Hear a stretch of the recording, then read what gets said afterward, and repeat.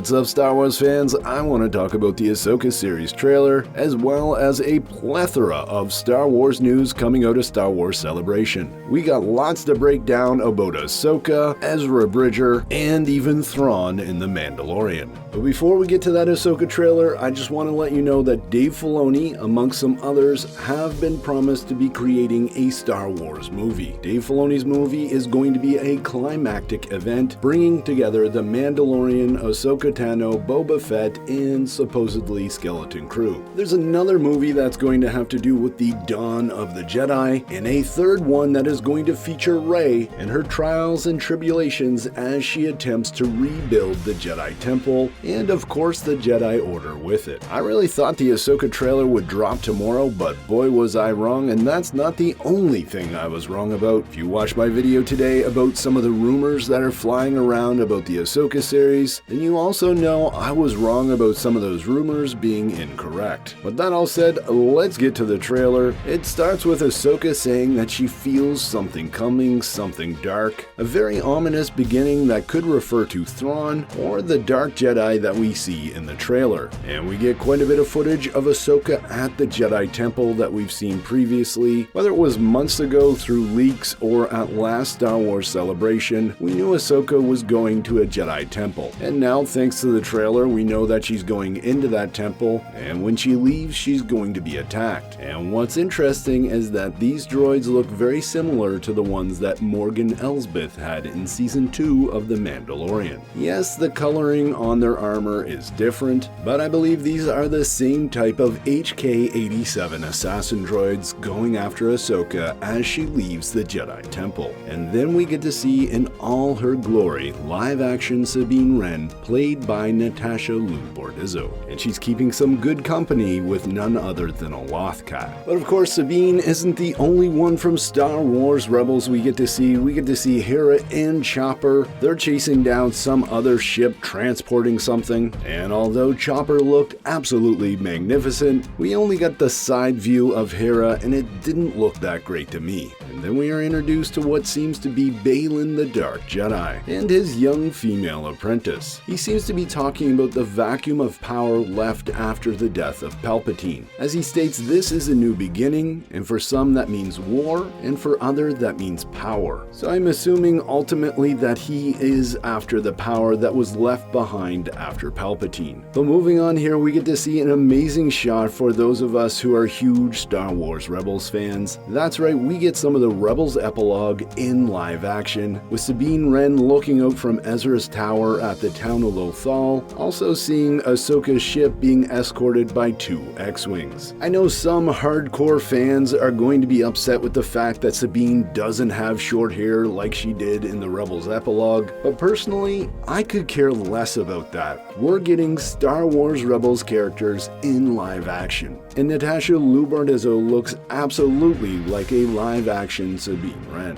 We then see a face-to-face meeting between Ahsoka and Sabine, with Sabine saying that it's been a while and Ahsoka saying that things have changed. What's really interesting about this scene is how long has it been since they've seen each other. Certainly I get the impression that it's been a while, but I think they've definitely been in touch since the Empire fell and Palpatine was destroyed. And what else is interesting about this scene is it does look quite a bit like the Rebels epilogue, but I think this actually will predate the Rebels epilogue, and this is very early in the season of Ahsoka Season 1. Ahsoka is coming to tell Sabine of what has changed, that she's hearing whispers of Thrawn, and that it's soon time to go find their old friend Ezra Bridger. At this point we get a look at some New Republic ships. They might be an early prototype of the Starhawks that we've heard about, and we see Mon Mothma as well as other New Republic leaders, followed up by our first look at Grand Admiral Thrawn in live action, and it's not much of a look, but it sure is a great tease. More on that in a moment, because we get to see Ahsoka, and I believe she is back on the planet of Corvus, just outside the city of Caladan, where Din Djarin runs into her in season 2 of The Mandalorian. From there we get to see Morgan Elsbeth in a ship, and it seems to be the exact same ship that Grand Admiral Thrawn was in earlier in the trailer. If you watched my video this morning about the rumors swirling around Ahsoka, then you know why this ship is so special. Then again, it's just one more of those rumors that was absolutely proven true by this trailer. So if you want to know more about that, check out the video I posted earlier today. But from this point on, the music really intensifies, and we just get quick glimpses of various things, including a duel between Ahsoka Tano and Raylan the Dark Jedi. This is probably the craziest scene out of the bunch because it looks like it could be taking place in the world between worlds. We get another scene in which it looks like Raylan's apprentice is trying to track down Ahsoka, firing off shots at her ship. We get a quick preview of Raylan the Dark Jedi's hallway scene as he does his best Darth Vader impression. And as Ahsoka says there aren't many Jedi left, we get to see Sabine looking at a hologram of young Ezra Bridger, no doubt played by Amon Esfande, though it's a little hard to tell because it's so small. And as if we haven't seen enough Ahsoka Tano action, we also get to see her fighting what seems to be an Inquisitor. I mean, I am just so pumped to see all these lightsaber battles. I mean, Andor and the Mandalorian have been fantastic, but I've been missing the Jedi, and the fact that Ahsoka is going to be fighting an Inquisitor as well as Dark Jedi, bring it on. I couldn't be more pumped up for this series, especially since at the end of this trailer we get Huyang. I'm sure I'm butchering that name, but he's the droid that helps young Padawans with their lightsabers, and he's stating that perhaps we should start again with the Jedi, which to me means that we can't rule out seeing Luke Skywalker in this series. I mean, after all, we know from the Book of Boba Fett that he is trying to restart the Jedi Order, so perhaps Ahsoka and Luke meet at some point as well. But overall, if there's any criticism that I have about the Ahsoka trailer, it's that it probably just gave away too much. I mean, I'm not sure if there's going to be any surprises left. They really put it all on the line, showing us exactly how amazing this series is going to be. And hey, maybe they needed to remind us just how amazing Ahsoka is. We didn't really get to see her in action in the Book of Boba Fett. If I had to guess, we're not going to see her in the Mandalorian, and so it's been a long time since we saw Ahsoka Tano in action in season 2 of The Mandalorian. And with the series just 3 to 4 months away in August, it makes a lot of sense that they'd want to make a big splash with this first trailer. But with the trailer out of the way, I do have some spoiler information about chapter 23 of The Mandalorian. Apparently, the first 7 minutes of that chapter were shown at Star Wars Celebration, and again, this is a spoiler for chapter 23, so you might want to check out that video I posted early this morning about all the rumors regarding the Ahsoka series. So let's get into it. In chapter 23, we're going to get Moff Gideon, and he is going to be meeting with the Shadow Council, some other Imperial warlords. And I'm not going to give away everything, but basically he's criticizing all the other warlords for waiting for Thrawn's grand plan. The Chiss Admiral is noticeably absent, and they seem to be waiting for him to get started. You can find more information about that on thedirect.com, and remember, I did post a video earlier today that details a lot of the rumors around the Ahsoka series, a lot of which seem to be confirmed by the trailer, so go check out that video now. But hey, Star Wars fans, that's a crazy day of Star Wars news. Let me know what you think in the comments below. As always, I'm Mike, and remember, the Force will be with you